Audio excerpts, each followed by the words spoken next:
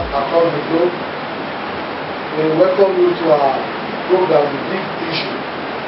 In our studio this afternoon, we have a legal luminary, a legal expert, an expert of law, Barrister Pius Abraham, the former secretary of NBA of Babash, Ogun State. You are welcome, sir. Thank you, Mr. Inspector. Thank you, Nigeria. I appreciate you for having me here. Today we want to look at the issue of insecurity in the country. We all know what's going on now in our country today. And as a legal expert or a stakeholder in Nigeria, we all know that the major duty of government is to protect and preserve the rights of and property of the citizen. Do you think, or how will you rate this administration as regards security? Well, I'm not to rate the administration. But I will say, as you have said, the primary duty of government is to ensure the security of life and property. To ensure that people are secure, life are not threatened. Then if this is not being done by government, then you should that the government have not performed the cardinal principle of our government. Okay. Do you not think our governments are protecting or preserving the life of property of people? I mean, this present administration. Well, they are trying their best. It may not be enough. But the issue of security is not just for the government alone. It's for both the government and the citizen of this country. You as a citizen, me, I myself as a citizen, do we carry out our duty to ensure that there is security of life and property? So you mean the citizen must protect themselves, or? You see, we are part and parcel of the country called Nigeria. The security of a country starts from a home, family setup. When a family or a father cannot take care of his child or of his children very well, those children will become a menace to the society. And that is why it is very, very important that everybody in the country, not just the government alone, we put our hand on this to ensure that the issue that have to do with security is jointly tackled together. When you talk of security, you talk about just the physical security, property of property, a lot of things that to ensure that there is security. For there to be security, you have there must be where people have accommodation, housing. People must be well fed and well clothed. The three basic economic principles: accommodation, housing, issue of food, and issue of clothing, setting. When there is a concerted effort by government to ensure this area is settled among its citizenry, the issue of security will, to a large extent, be tackled. The government, not quite too long, they proscribed the IPOB, the independence, these people, the indigenous people of Biafra. They proscribed them as terrorists too. Why those that killed, kidnapped, were claimed as bandits? Can you tell us your view about this? Well, to me, the bandits that are kidnapping, maiming and killing the citizens of Nigeria should be tagged. There is no other name to be given to them than terrorists. But the government says they are just bandits. Why they are prescribed the people? The IPOB, the IPOB, they prescribe the IPOB. Consider there to be what's called, they prescribe them, refer to them as terrorist organization. It's an organization agitating for its people, the liberation, the freedom of the people that occupy the southeast region of Nigeria today. Though their modus operandi may be something that everybody may not like, the way of carrying out their agitation may be something that falls short of everything of certain people. However, their activities cannot be compared to that of bandits. Bandits are people that we know that are waging war against the citizens of country, kidnapping them for ransom, killing, maiming, burning houses. What else? How do you define terrorism like that? To me, the issue of a terrorist cannot be defined or cannot be identified as than the way the bandits are operating. At least some region of the country today is a no-go area. We can see markets are being shut down. Just like even people are killed in Sokoto. Even the whole telecommunication network is being shut down. People cannot communicate. People cannot go out. Is this Avara, a former, is it correct because recently I learned that the father was kidnapped over about 6 weeks. He died in the hand of the bandits. So there is no other way.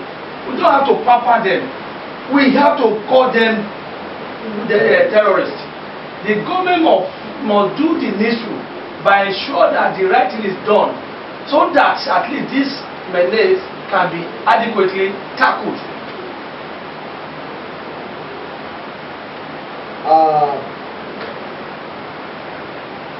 You as a legal expert, do you think our police are incapacitated to curb this menace? Don't forget, these bandits, these towns, or whatever name they call themselves, on a daily basis they burn down police stations. So do you think our police are capable of tackling them, or they are incapacitated? Well, from the way we are hearing report for what is happening, it seems the police is unable to tackle them because of the nature of weapons they are having. You imagine a body called bandits that have a weapon that can bring down warplane. Recently, a Nigerian Air Force plane was brought down by the bandits. So, with such sophisticated weapon, are we expecting the police to be able to face them? No. The only arm of the security of our security that I know they can do that is either the military. I don't think that the police have the wherewithal to single-handedly face the body called bandit today.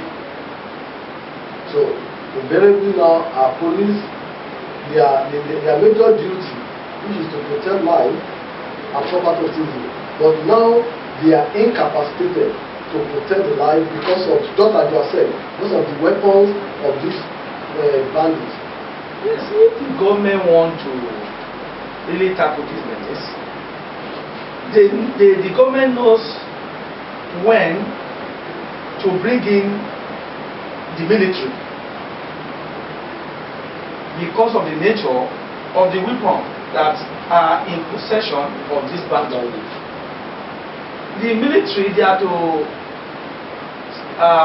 protect the territorial integrity of Nigeria.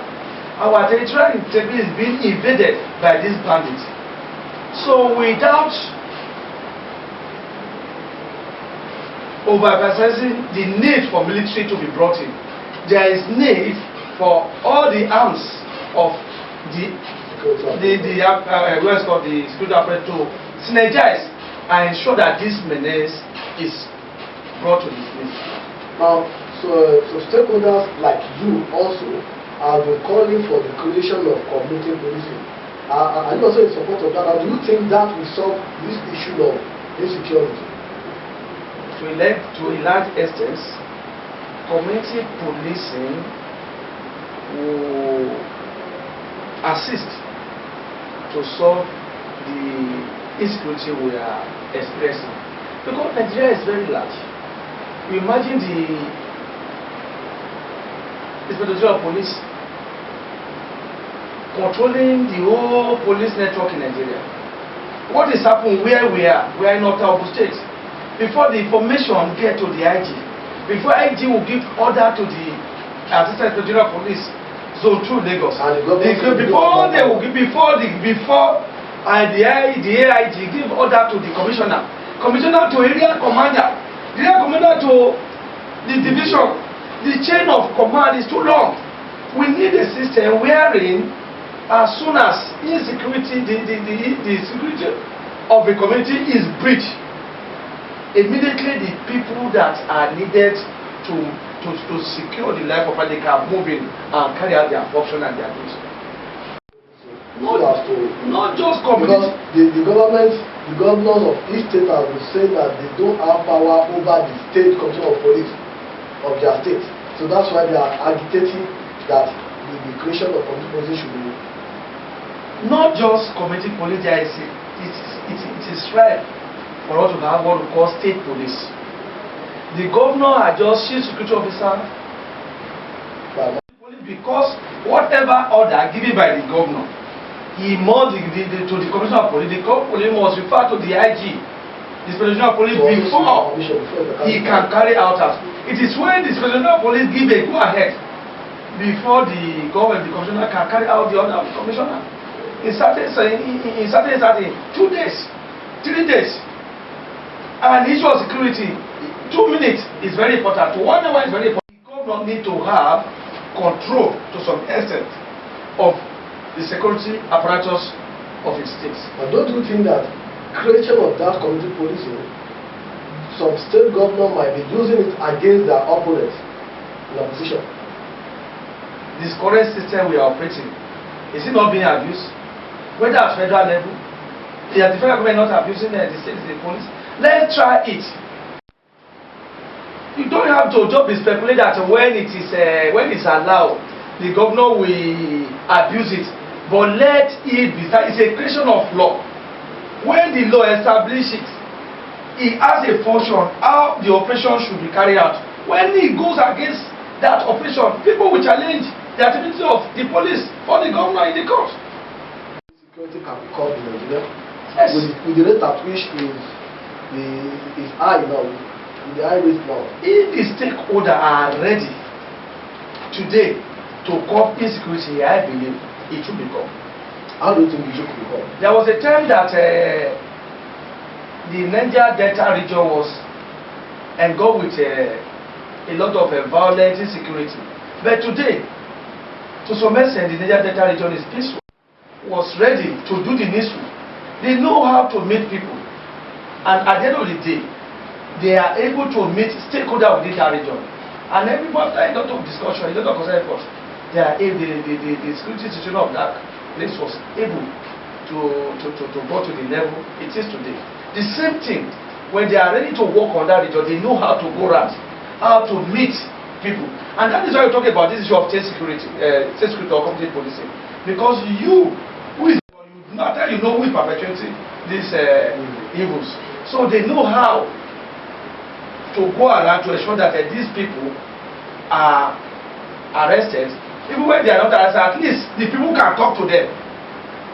They talk to them to say that no, you are our son, you are our daughter. This is not good for our community. It's giving us our community bad name, disease from it, so that at least we can all live in a peaceful community. Now, to round it up, now, this issue of insecurity can be curbed. Well, for curb issue of security, it takes a lot of things. Well, one, the high rate of unemployment, our youth must be empowered. Okay, you are telling us that part of the causes of insecurity is unemployment. Two, there are high level of dropouts. from our school. The level, the school dropout reduce, minimize. Because a lot of these people that carry out this evil acts, they don't even know the reason why they are doing it. They are being used by some power that be. Some people who are behind them. But when these people know, they know their right hand from their left hand. They can actually differentiate between what is good and bad, not as is defined by their own group or by their clique. All these issues of change. I would say the youth have to be well taken care of if this insecurity problem is to be resolved. Thank you so much, Barrister Pius Abraham, the head of chamber of Mola Adeosun in Ota here in the state. We celebrate you, we appreciate you for coming to our studio this afternoon. We hope when next we call on you, we surely ask. Thank you. Thank you for inviting me, for finding us worthy to be here. Anytime you need our presence, by the grace of God, we will make ourselves available. Thank you so much, sir. Nice having you today, sir. After